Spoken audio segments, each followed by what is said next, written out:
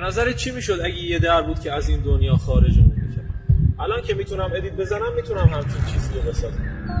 برای این دره چند تا آپشن گذاشتم: قبرستون، سرزمین ایلینویا و سیاهی مطلق. برای مثال الان میبرمتون تو قبرستون.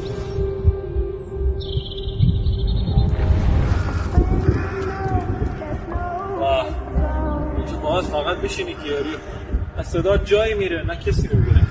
بذار برگرد. این بود از قبرستون.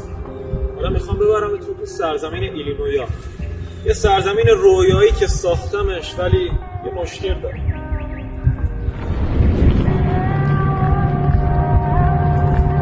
فضای باحالیه ولی مشکلی شخصیت دوم من. هر موقع میخوام آرامش داشته باشم این میاد سراغم. خلیبیام از من؟ آره تو دقیقه نمیذاری آرامش داشته باشم. من که دوباره با سنگ میافتم دنبالتا. آره اوریقو چی؟ ایست از رو وایسا. آره خلاص کاش یه همچین دری بسازن که بتونیم از این دنیا خارج شیم، حتی اگر اون برش سیاهی باشه.